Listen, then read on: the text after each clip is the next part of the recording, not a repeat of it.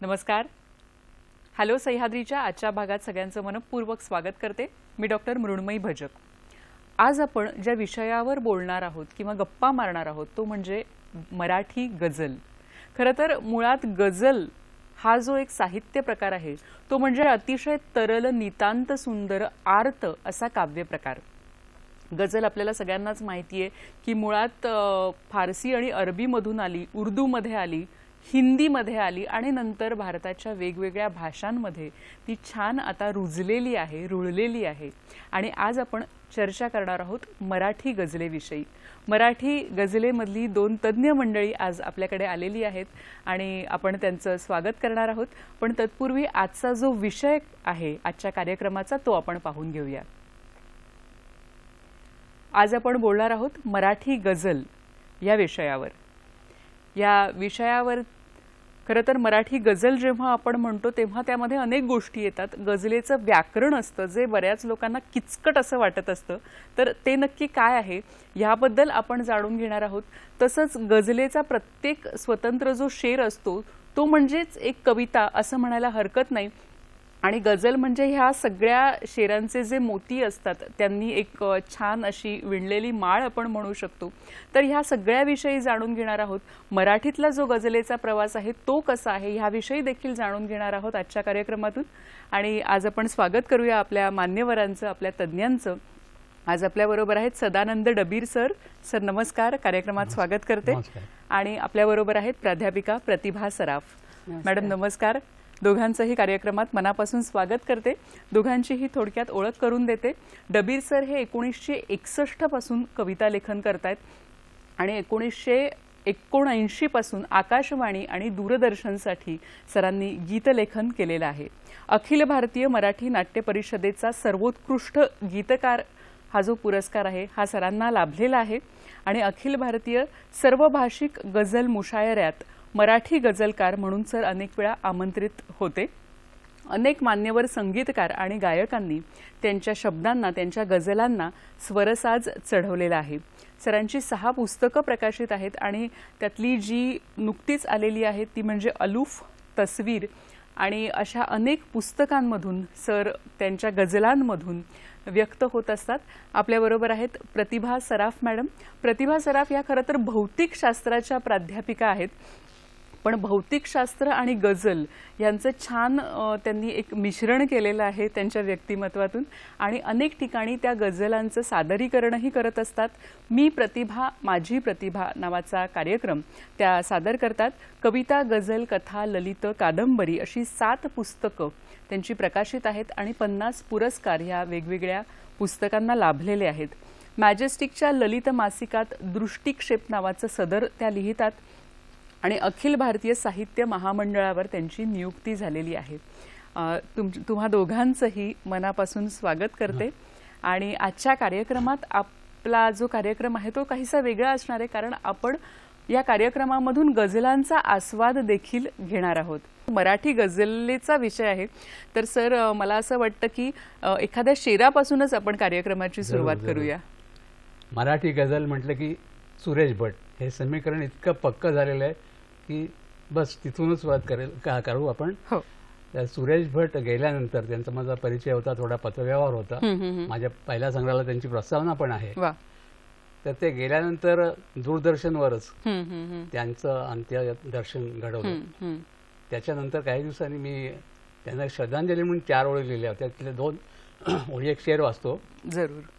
शेर असा आहे की अंत्ययात्रा ज्या दिशेने जायला लागेल रे, अंत्ययात्रा ज्या दिशेने जायला लागेल रे, धूळ ही रस्त्यातली त्या गायला लागेल. वाह वाह वाह, क्या बात आहे. त्यांना भटसरांना वंदन करतो आणि माझे 2 शेर ऐकवतो आता.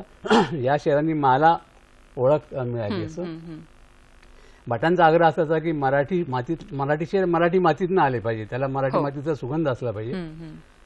हा शेर असे आहेत की फुलांनी दृष्ट काढावी, फुलांनी दृष्ट काढावी असा तो चेहरा आहे, फुलांनी दृष्ट काढावी असा तो चेहरा आहे, कळ्यांची नजर लागावी असा तो चेहरा आहे. वाह वाह. आणि याला जोडून दुसरा शेर आहे की गव्हाळी गौर रंगाला, गव्हाळी गौर रंगाला नव्हाळी सोन चाफ्याची, गव्हाळी गौर रंगाला नव्हाळी सोन चाफ्याची, सणाला सणाला गौर मांडावी असा तो चेहरा आहे. वाह वाह, क्या बात है. आणि खूपच छान अशी सुरुवात आपल्या कार्यक्रमाची झालेली आहे. प्रतिभाताई, मी तुमच्याकडे वळते. मुळात गझल म्हणजे काय अशी एक बऱ्याच लोकांच्या मनात शंका असते, गझल आणि कविता वगैरे. तर गझलेची व्याख्या तुमच्या मते सांगा आणि तुम्हाला गझल कशी भेटली? गझलची अनेकांनी अनेक व्याख्या केलेल्या आहेत. मला असं वाटतं की गझल कशी भेटली हे मला खूप सांगायला आवडेल मनापासून. की मला आठवतं जेव्हा दूरदर्शन नव्याने सुरू झालेलं होतं, बर बर, आणि वर्तमानपत्रामध्ये एक त्या काळामध्ये सुरेश भटांचा एक शेर मी वाचला. तो शेर असा होता की रंगुनी रंगात साऱ्या रंग माझा वेगळा, गुंतुनी गुंत्यात साऱ्या पाय माझा मोकळा. तर हा जेव्हा मी तो शेर वाचला तेव्हा मी नव्याने खरं तर कॉलेजमध्ये कविता लिहायला लागले होते. अच्छा. आणि मला अचानक असं वाटलं की अरे हे काहीतरी वेगळं आहे, हे जे मी लिहिते त्याच्यापेक्षा हे काहीतरी वेगळं आहे. मग त्याच्यानंतर जवळजवळ 20 वर्षाचा काळ गेला. बरं. आणि त्याच्यानंतर मी जेव्हा कविता स्पर्धांमध्ये भाग घ्यायला लागले तेव्हा एका कविता स्पर्धेमध्ये आम्हाला परीक्षक लाभले, कविवर्य अरुण म्हात्रे सर. आणि त्यांनी काहीतरी ऐकवलं त्या कार्यक्रमानंतर, एक रचना ऐकवली की ते दिवस आता कुठे जेव्हा फुले बोलायची, दूर ती गेली तरीही सावली भेटायची. खूप छान वाटलं ऐकायला. आणि मग जो सूत्रसंचालक होता त्यांनी सांगितलं की याला गझल म्हणतात. बरं. आणि मग त्या काळामध्ये काही गझल सदृश माझ्या हातून थोडंफार लिहिल्या गेलं. आणि नंतर माझा एक संग्रही दरम्यान आला. पण त्याआधी एकदा मी एका कार्यक्रमाला गेले होते आणि त्या कार्यक्रमामध्ये 200च्या वर कवींनी भाग घेतला होता. बरं. आणि 10 कवींना त्यांनी संधी दिली की तुम्ही तुमची कविता ऐकवावी कार्यक्रमात. माझा नंबर 7वा किंवा 8वा असावा. आणि मी एक रचना ऐकवली, कविता ऐकवली. आणि तेव्हा दिलीप पांढरपट्टे त्या कार्यक्रमाला अध्यक्ष होते. तर त्यांनी सांगितलं की खूप चांगली रचना आहे, तर तू चेंबूरला राहतेस तर मनोहर रणपिसेंकडे जा आणि त्यांच्याकडून थोडंसं गझलचं मार्गदर्शन घे. त्यानंतर परत 7 वर्ष उलटले, मी काही गझलकडे वळले नाही. आणि नंतर ज्योतीने एकदा घरगुती असा कार्यक्रम ठेवला होता गप्पांचा, आणि त्याच्यामध्ये डबीर सर आलेले होते. बरं. आणि त्यांनी एक रचना ऐकवली की हसतात शब्द माझे रडतात शब्द माझे, हसतात शब्द माझे रडतात शब्द माझे, आता तुझ्याच साठी झुरतात शब्द माझे. होतात जायबंदी दिवसा किती तऱ्हांनी, होतात जायबंदी दिवसा किती तऱ्हांनी, रात्री कुशीत माझ्या शिरतात शब्द माझे. आणि त्यावेळेस सरांना मी माझा संग्रह जो आलेला होता तो दिला. दुसऱ्या दिवशी सकाळी पहिला फोन सरांचा मला होता की तुमचा संपूर्ण संग्रह वाचला आणि त्याच्यात कितीतरी गझल सदृश अशा रचना आहेत, तर तुम्ही खूप चांगला गझल लिहू शकता. आणि मग मी सरांनाच गुरु केलं आणि गझलकडे खऱ्या अर्थाने तेव्हा वळले. नक्कीच. म्हणजे खरं तर गझल हा जो काव्य प्रकार आहे तो आतून यायला हवा, तो आर्त हवा, त्यात खूप भावना त्यामध्ये ओतल्या गेल्या पाहिजेत. हे जरी सगळं खरं असलं तरी त्यासाठी एक जे व्याकरण आहे तेही पाळावं लागतं आणि ती कधी कधी शिकावीही लागते, तुम्ही जसं म्हणालात कोणाकडून तरी. तर या संपूर्ण गझलेविषयी आपण बोलणार आहोत आणि गझल कशी घडते, कशी स्फुरते याविषयी देखील या दोघांकडून आपण जाणून घेणार आहोत. आता वेळ झाली एका छोट्याशा विश्रांतीची. पाहत रहा हॅलो सह्याद्री. नमस्कार. हॅलो सह्याद्रीमध्ये सगळ्यांचं विश्रांतीनंतर पुन्हा एकदा स्वागत करते. माधव जुलियन, कविवर्य सुरेश भट अशा सर्व दिग्गज कवींचा, दिग्गज गझलकारांचा वारसा ज्या मराठी गझलेला लाभलेला आहे त्या मराठी गझलेविषयी आज आपण बोलतोय. आणि आज आपल्याबरोबर आहेत सदानंद डबीर आणि प्रतिभा सराफ. डबीर सर, तुम्ही 1961 पासून खरं तर कविता लेखन करताय. तर कविता आणि गझल तुम्ही काय सांगाल की गझलेकडे कसे वळलात तुम्ही?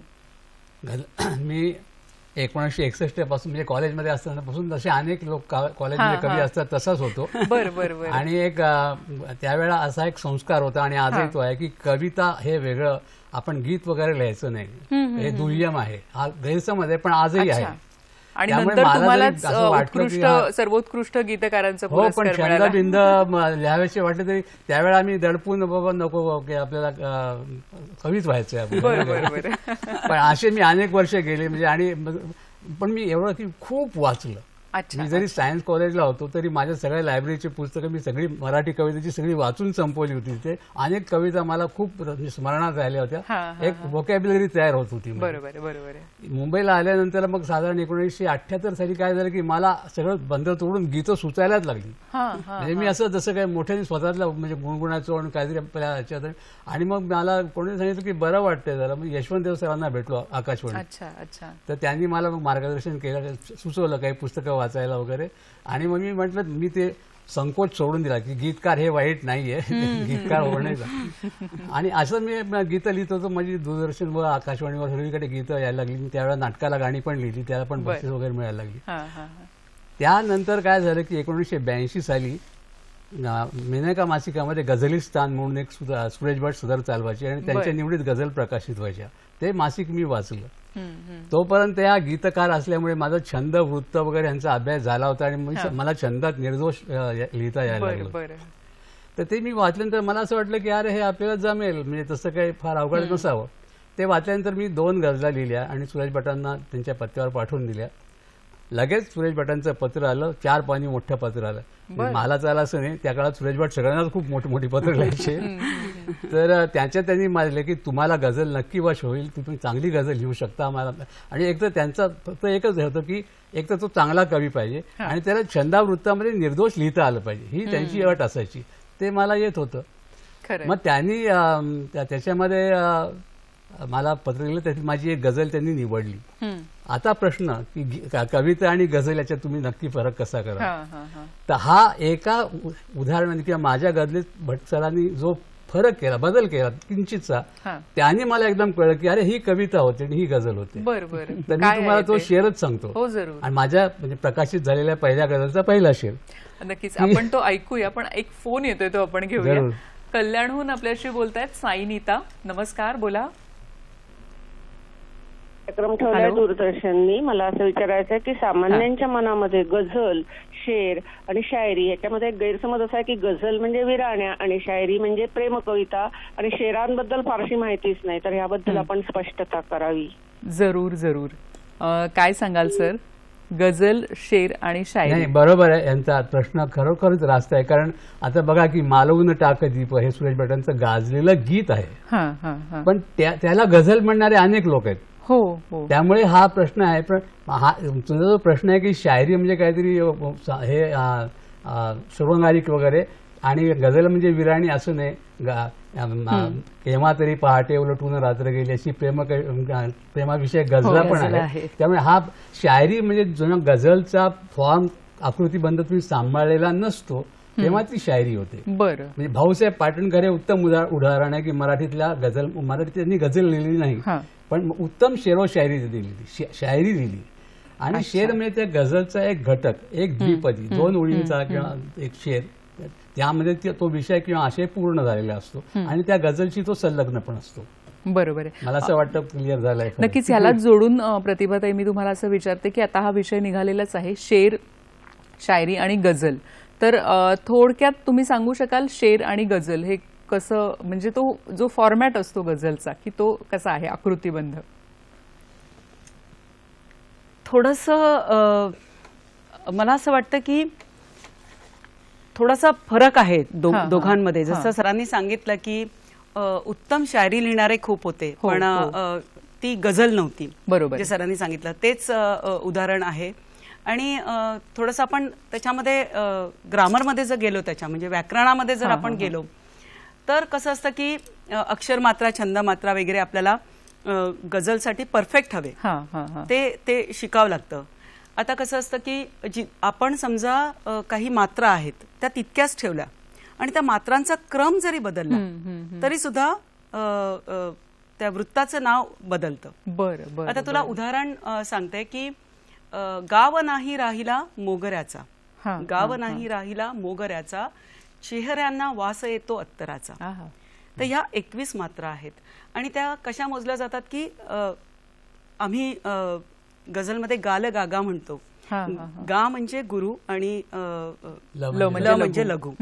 तर गाल गागा असं 3 वेळा अशा 21 मात्रा आहेत. तर त्या मंजू घोषा नावाचं वृत्त आहे. पण जर का आपण त्याला अजून एकदा गाल गागा वाढवलं म्हणजे त्या 28 मात्रा झाल्या. आता 28 मात्रामध्ये सुद्धा 4 वेगळ्या वेगळ्या वृत्त येतात. म्हणजे व्योमगंगा येतं, मंदाकिनी येतं, वियदगंगा येतं आणि आकाश येतं.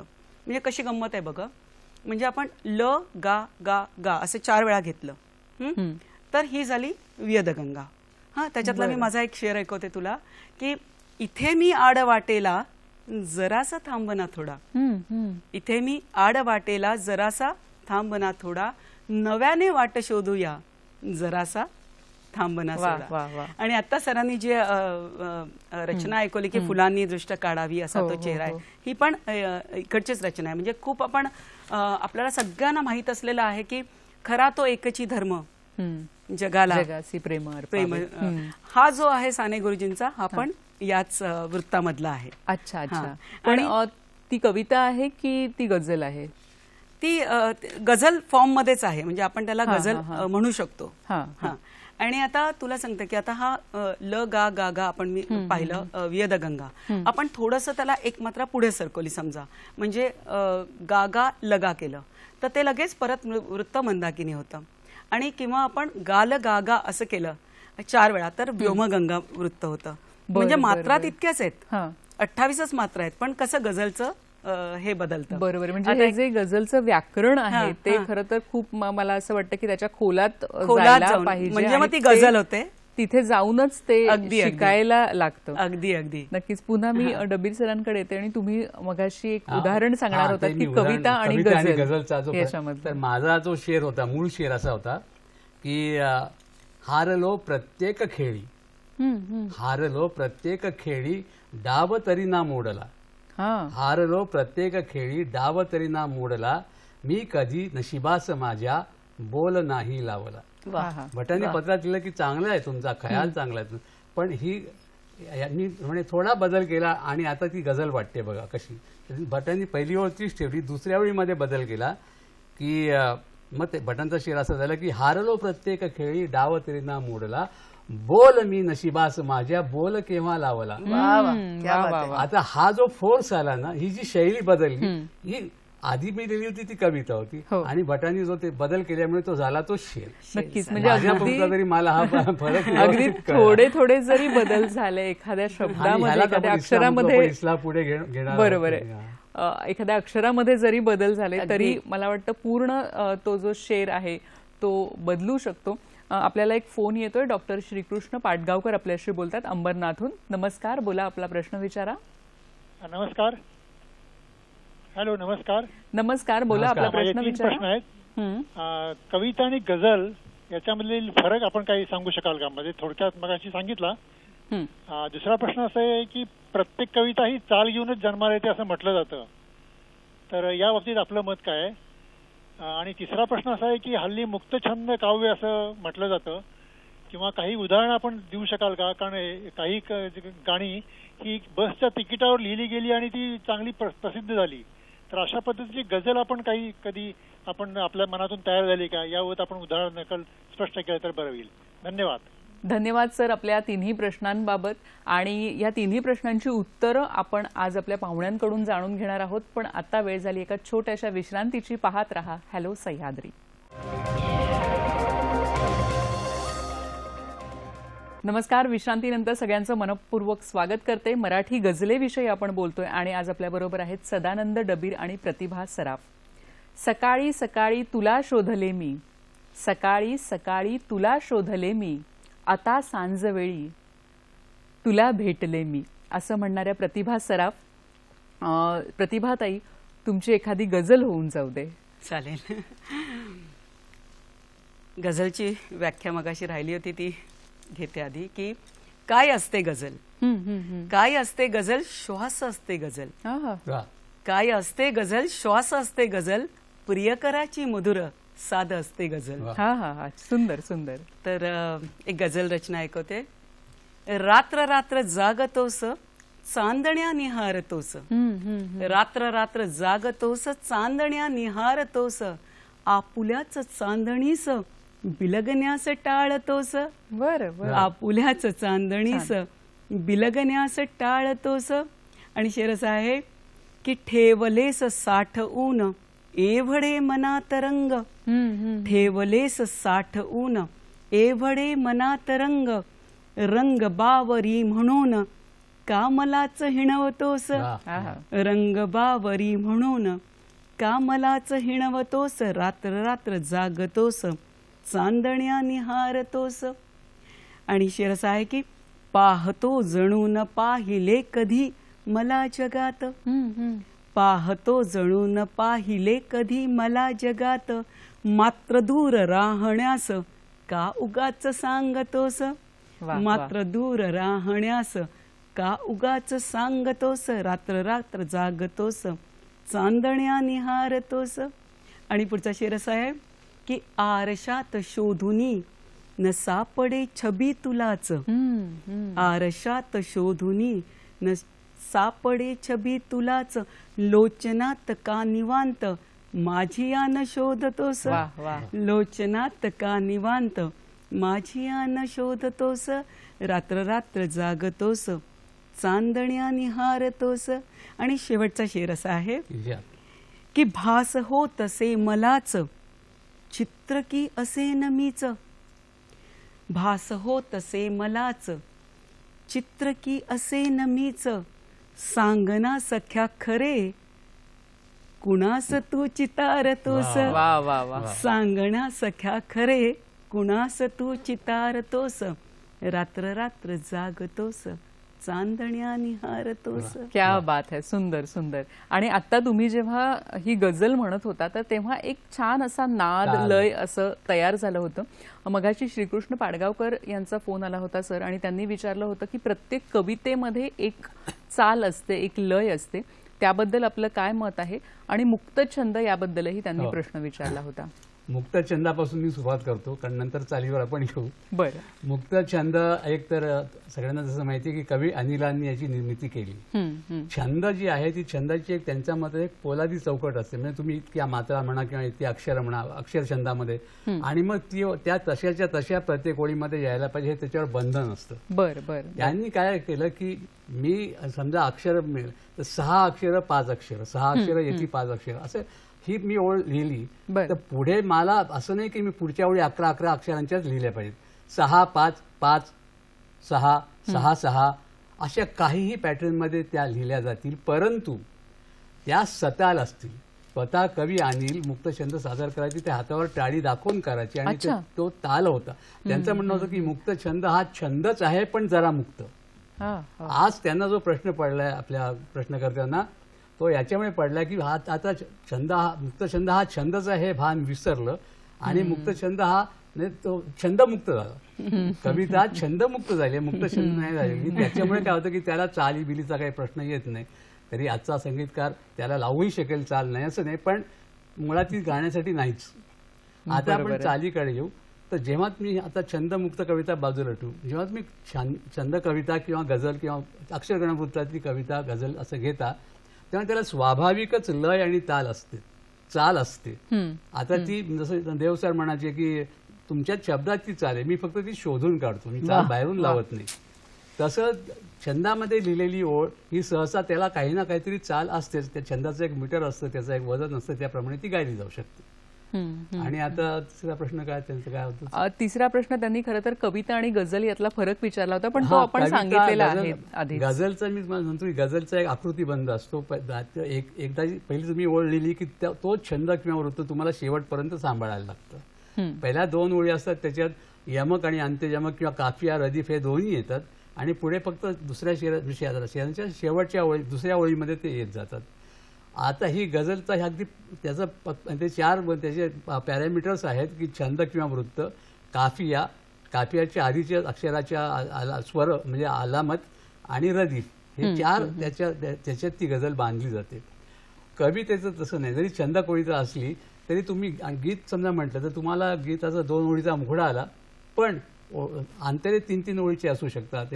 आणि मुख्य फरक म्हणजे कविता ही उलगडत जाते. कवितेचा क्लायमॅक्स हा शेवटच्या अंतर्यामध्ये येतो गीताचा. गझलचा प्रत्येक शेरामध्ये क्लायमॅक्स असतो. प्रत्येक शेर हा स्वतंत्र असल्यामुळे आणि तो तिथे तुम्हाला पूर्ण कवितेची मजा तुम्हाला एकाच 2 ओळीच्या शेरामध्ये मिळू शकते. हा महत्वाचा फरक. नक्कीच. आणि मला असं वाटतं की हा एक सर्वसामान्यांच्या मनातला जो प्रश्न असतो की नक्की गझल म्हणजे काय किंवा कविता म्हणजे काय, त्यातला फरक काय, जसं तुम्ही मघाशी सांगितलं की अनेक कविता आहेत ज्याला आपण गझल असं म्हणतो, तर तो फरक मला वाटतं की आता जरा आम्हाला कळलेला आहे. प्रतिभाताई, आपण जेव्हा गझल म्हणतो तेव्हा एक सर्वसामान्यांच्या मनात असा एक समज असतो की गझल म्हणजे प्रेम कविता किंवा गझलांचे जे विषय असतात ते काही ठराविक असतात, म्हणजे त्यात मुख्यतः प्रेम आणि विरह हे जास्त येताना दिसतं. पण तुम्ही काय सांगाल की कुठले कुठले विषय हल्लीच्या गझलांमध्ये विशेषतः आणि मराठी गझलेमध्ये आपल्याला पाहायला मिळतात?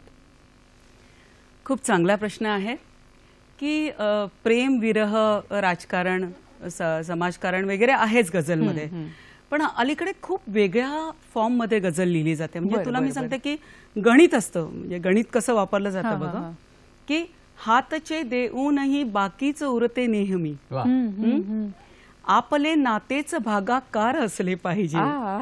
हा अभिजित दातेंचा शेर आहे.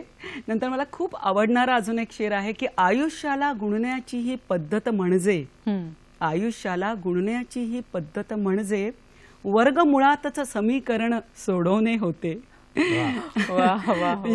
शाळेमध्ये किती चांगला अभ्यास केलाय बघ.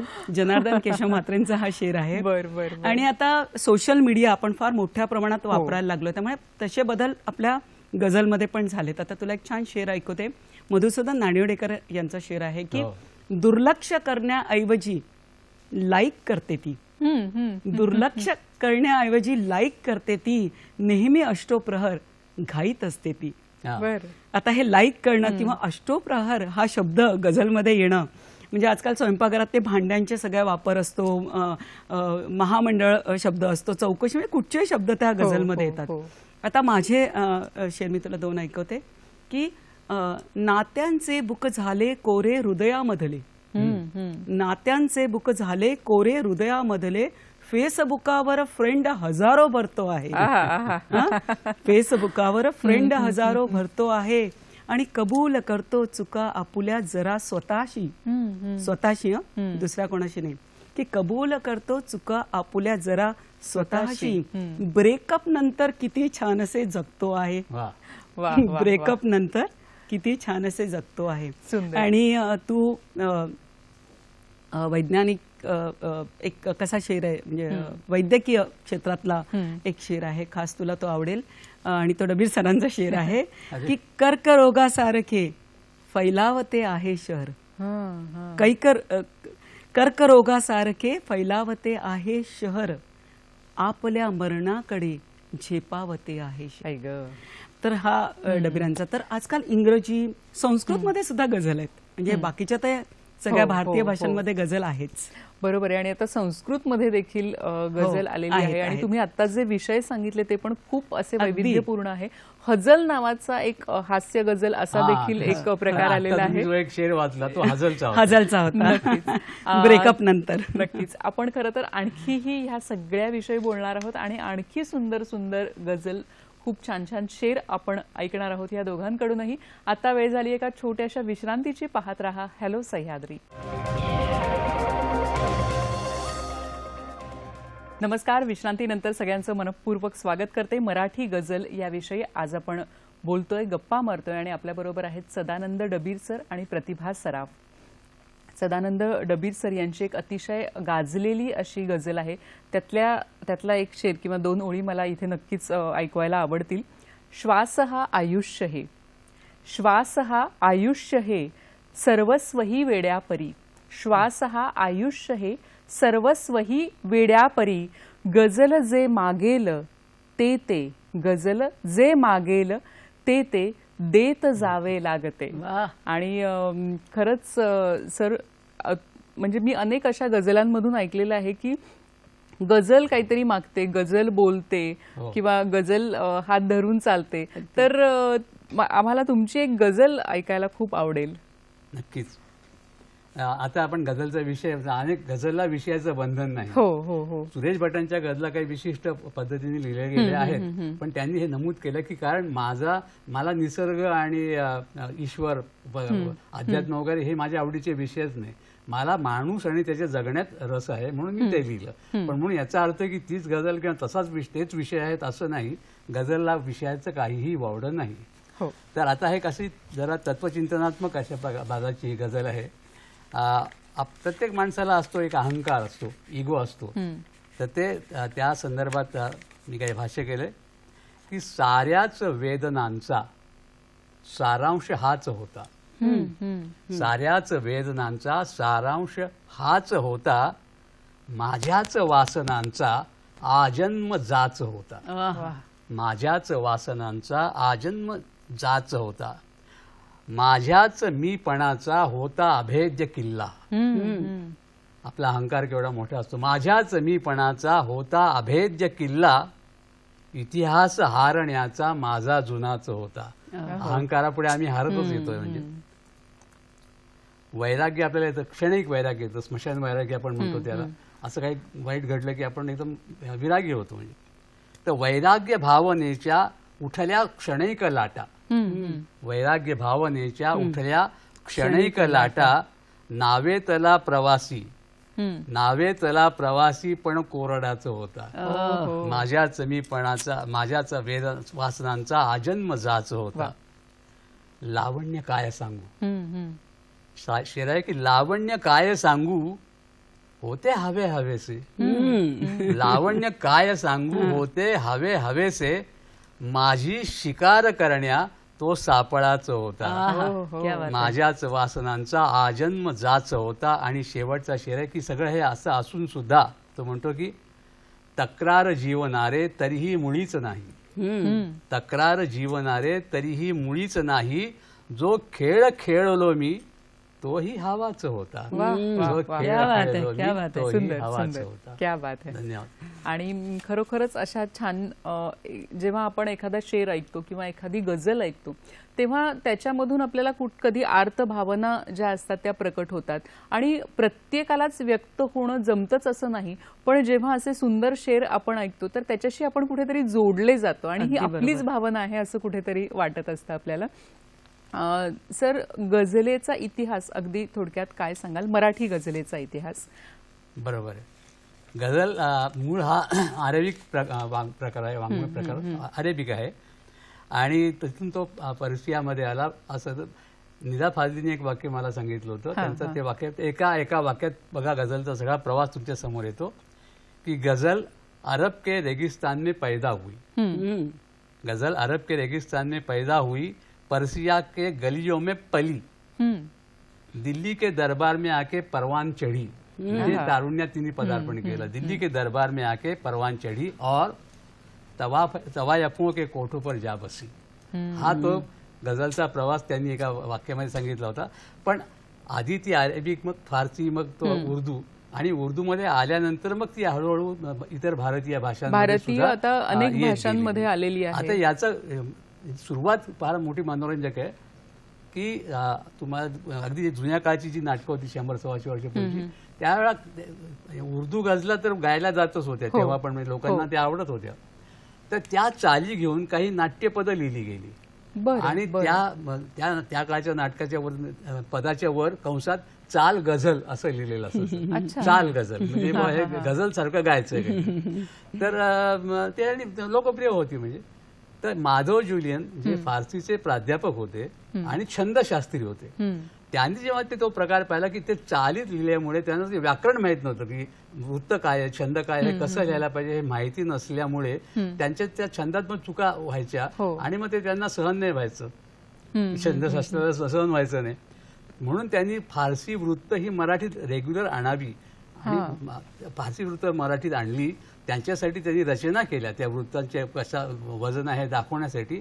आणि म्हणून त्यांनी ते गझलिस्तान त्यांचा जो गझल संग्रह होता पहिला तो त्याच्यातून निर्माण झाला.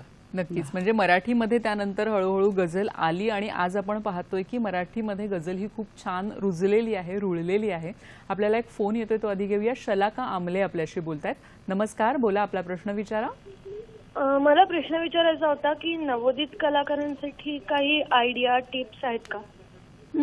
नवोदित कलाकारांसाठी काही नवोदित tips आहेत का? कलाकारांसाठी आपण टिप्स देऊ. म्हणजे थोडक्यात तुम्हाला असं आपण गझलचं तंत्रता शिकवू शकतो, सांगू शकतो. मला असं वाटतं मॅडम गझलचा मंत्र काही सांगता येत नाही, कारण गझलचा मंत्र हा प्रत्येकाला आपला आपला शोधायला लागतो. तरी सुद्धा आपण कार्यक्रमात जर राहिला तर मी 2 गोष्टी तुम्हाला सांगू शकेन.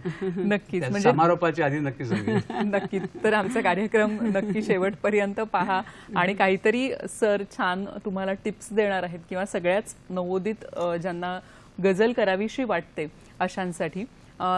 मराठीत गझल आल्यानंतर प्रतिभाताई ती आपल्याकडे वाढली आणि आता आपण बघतो की अनेक नवीन नवीन गझलकार आहेत की जे अतिशय सुंदर निर्मिती करतात.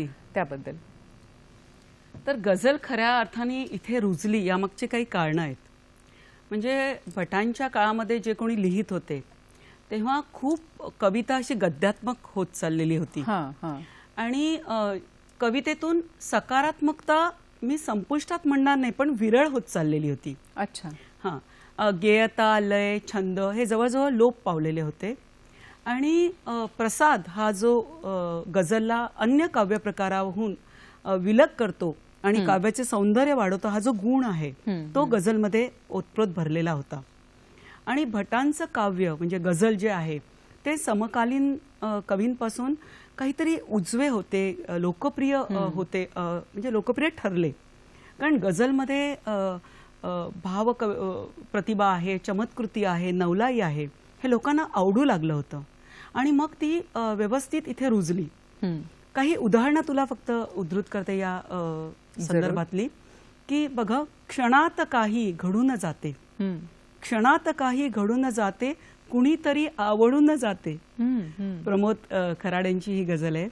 किंवा मला अत्यंत आवडणारी रणपिसेंच्या एक शेर आहे की मी पान वाळलेले पाण्यात वाहणारे, मी पान वाळलेले पाण्यात वाहणारे, बुडताही येत नाही, उडताही येत नाही. तर आणि किती बघा. आणि एक रमण रणदिवेंचा मला एक शेर आठवते की माझ्याविषयी जर काही वाटलेच नसते, माझ्याविषयी जर काही वाटलेच नसते, जाता जाता वळून तू पाहिलेच नसते. म्हणजे तुझ्या लक्षात येईल की फक्त 2 ओळीमध्ये संपूर्ण कविता सामावलेली आहे आणि ही जी वाह आहे ना ही आतूनच निघते. म्हणजे आपण विचारही करू शकत नाही, त्याच्या आत आपल्या आतून ती वाह निघते आणि म्हणून ही गझल रुळली आणि आता वाढतीये मोठ्या प्रमाणात. नक्कीच. आता खूप मोठ्या प्रमाणात गझल ही वाढतीये आणि ती सगळ्यात महत्त्वाचं म्हणजे सर्वसामान्य लोकांपर्यंत आता हळूहळू मराठी गझल ही पोहोचतीये. ही देखील आनंदाची गोष्ट आहे. आणखीही आपण जाणून घेणार आहोत, ऐकणार आहोत गझलेविषयी. आता थांबतो एका छोट्याशा विश्रांतीसाठी. पाहत रहा हॅलो सह्याद्री.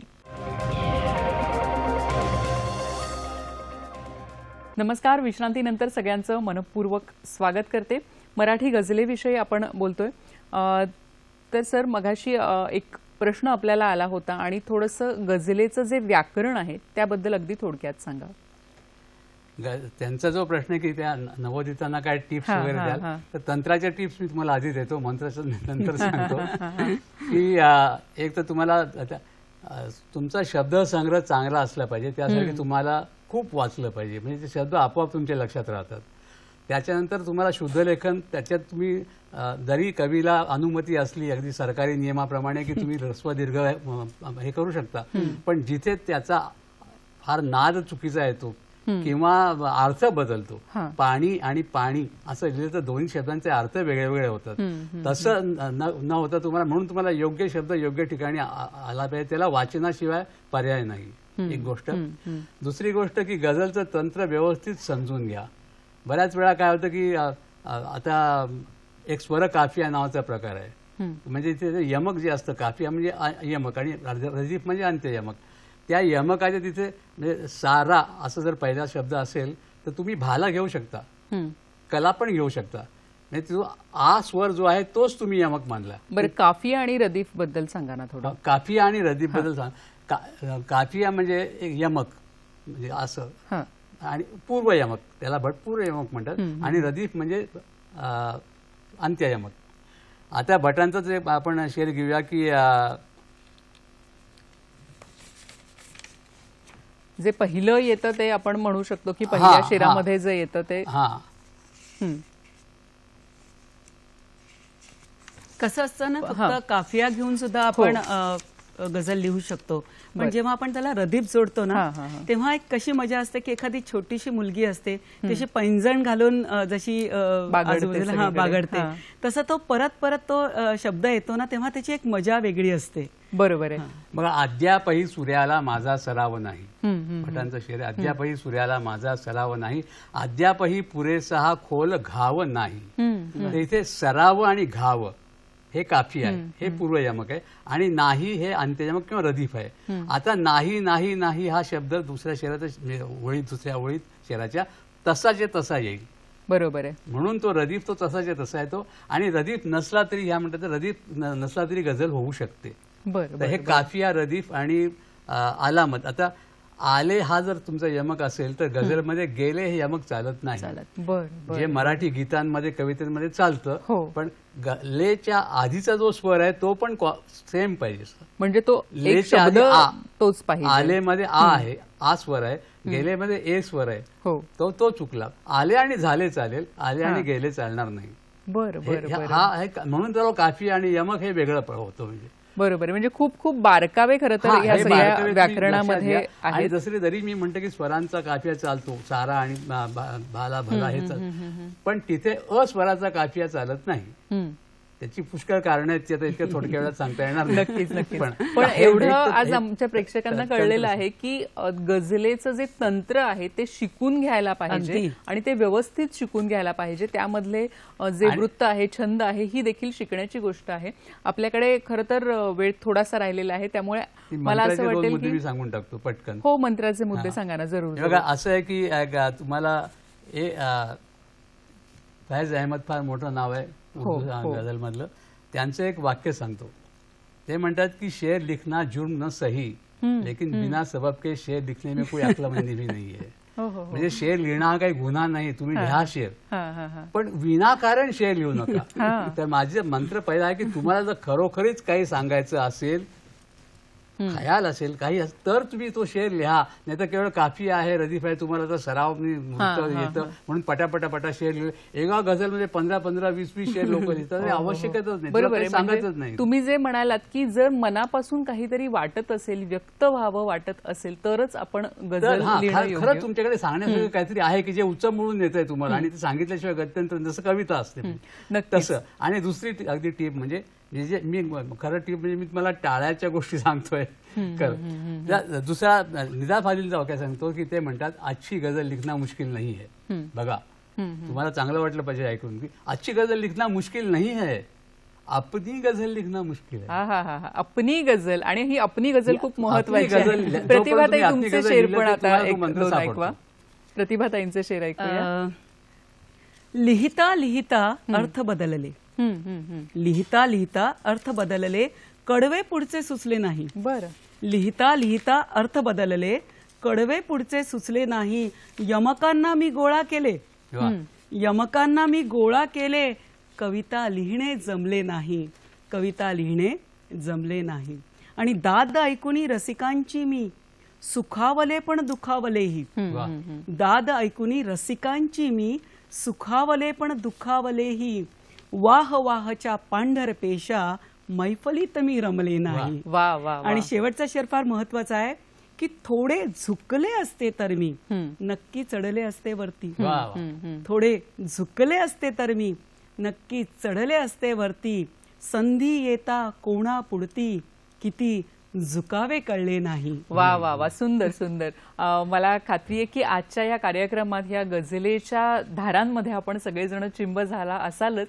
कसा वाटला आमचा कार्यक्रम जरूर आम्हाला कळवा. त्यासाठी वेगवेगळी माध्यमं आहेत. फेसबुकचं माध्यम आहे, जीमेल आहे, यूट्यूबवर आपण कार्यक्रम बघू शकता आणि ट्विटर हँडल देखील आहे. आपले अभिप्राय जरूर कळवा. असं म्हणतात की मनाच्या तळातून आलेली जी आर्त भावना आहे ती सुंदर शब्दात व्यक्त करणं म्हणजे गझल. आणि ह्या गझलेवर आपण इथे बोललेलो आहोत. डबीर सर, प्रतिभाताई, तुम्हा दोघांचेही मनापासून आभार. आपण खूप सुंदर मार्गदर्शन केलं आणि खूप छान आजचा कार्यक्रम तुमच्या दोघांमुळे इथे फुलला आणि सजला. दर्शक हो, पुन्हा भेटणार आहोत नवीन कार्यक्रमात नवीन विषयासह. तोपर्यंत नमस्कार.